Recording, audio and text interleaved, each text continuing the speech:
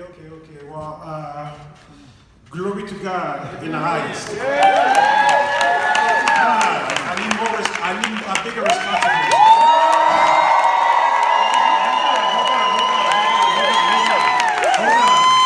Glory to God. Glory to God. That was better. That was better. Well, this is what it's all about. Innovation comes from God, just like I said this morning. There are certain principles we should never mess with. Because when it comes to entrepreneurship and making money and the way the world system has formatted us, we give ourselves credit and stuff, and we think that because we see ourselves in the mirror, that it's all about us. No. But we don't see the soul, we don't see the spirit behind. No. So, and there are principles that we should never mess with. And the glory of God is something we should never mess with, because if God removes His glory, watch how things will happen. And you'll see, sometimes we don't realize that most of the things we get is because God is part of it. Amen. But if He just says, okay, you think you're that good, okay, let me just remove my glory for one day. That's right. And then look at your life, that's how it's going to be. That's so this is a principle we should never mess with. So always return it, because as we return it, just like with the elevator, he gets it and he's like, wow, okay. He gets excited because you glorified Him, and then He sent the elevator back down. And then it means that because you glorified, you attract more blessings. You attract more reason to say more, to be more thankful and to send Him back to Him. So that's a principle that I feel. I didn't know nothing about it before. 3 years ago, before that, I thought that it was all about me. It was all about making the money. And God had to break me down. Yes. He had to. I mean, sometimes it's not always the devil who's after you. Even if, let's say the devil is after you, but God can let him do what he thinks he's going to succeed at, while He's going to use it to turn it around. And I can say that I've been broken down completely. God kind of broke me down to be able to rebuild me. You see, so I got rebuilt, and I'm still being rebuilt. Because this version of me wasn't there a few years ago, so I'm still being rebuilt. And what I've learned as I was being rebuilt is that I could have built a business my own way, or I could have built it His way. That's right. Thank God I chose His way. Amen. And when you choose His way, you'll see that money won't necessarily come as fast as you want it to come. Right. Because there's always a trap when it comes to money, and if it comes too fast, then it's like a cup that is half-baked. You see?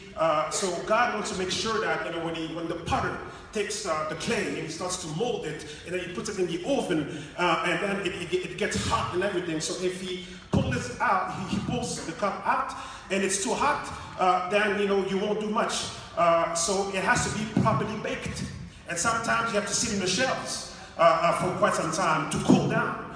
And you're not seeing the income you wish you would have. I shouldn't be number 8, of course, but it's all about the process. So God had to break me down to a point where I had to go as low as, to the point where I had to detach myself from the need to make the money.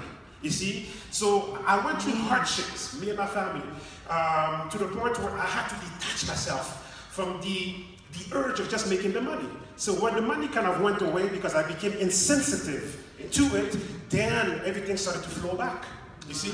So, and then again, in our whole process, because I've allowed myself to be used by Him, that's kind of how He started to direct me to different places. He started to attract different types of people. And what's happening in Africa right now, it's not just about bringing a national product and helping people make some money. What's happening in Africa right now, it's a divine reform. You see, a divine reform. The same type of reform that we've seen all through the Bible, the way God has used different men of God to advise kings and to dissect things that kings couldn't dissect. Like Nebuchadnezzar had this dream and he had no idea what it meant. And nobody in his court, the magicians and all that, could tell him what it was. But Daniel, who was there, knew exactly what it was because he was tapping into God's mind. Yes. You see? So when we allow God to use us, then He can really apply the plan He has. Because God's plan cannot be just for a town. God's plan is global. It's for nations. So when we can allow ourselves to be used by Him, then we start to impact nations.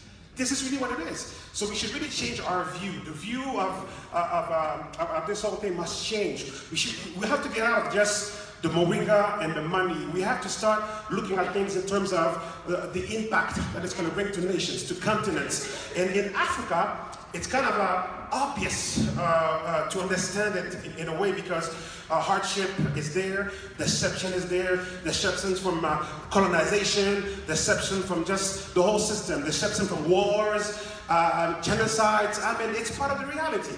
So when Africans see an opportunity such as this one, they immediately see that, okay, maybe what the governments haven't done, maybe what the presidents haven't done. They've been waiting for this president that would come and change the whole thing. It hasn't happened yet. So when they see network marketing, all of a sudden they start to understand that what maybe our nations haven't done, maybe what our governments haven't done, it can happen here. You see, where you can take your future into your own hands, and when you can touch health and you can touch economy, because that's what's happening. When people in Cameroon are making $2,000 a week, $5,000 a week, what does it mean? It means that they can buy, maybe they used to buy 1 bag of rice, now they can buy 5 bags of rice. That means that the local merchants are selling more rice. They're selling more stuff. Local economy is growing because there's more money being injected into the country, you see? So it didn't come from a government reform, but it came from an external injection from this industry. That's what's happening, you see? That's the mission. So let's allow ourselves to tap into the mind of God and to ask Him, how do you want to use me? So let's change the worldview we have. Let's change the global view. It's all about understanding that this deal is not just about making some money and using a natural product and lose weight. Let's understand the mission we have. What we were appointed to do is even before the foundation of the world. But listen to this. If you are appointed, it means that you have accountability. You can't be appointed and not have, not be accountable. And that's why we need to understand that if you understand you were appointed, you understand you need to bear fruit, you understand you need to create increase, then you'll see how the business will take into, we'll go to that next level. So thank you to Cameroon, thank you to Alvin, thank you to the True Vitality team, thank you to all of you there, thank you to the mentors that have been impacting my life, Bob Budd, Roger McKay, Mr. Kevin Mullins, thank you to all of you, thank you to CJ Nation, thank you to my wife at home and my 6 children. So it just proves that moringa really works. So thank you all.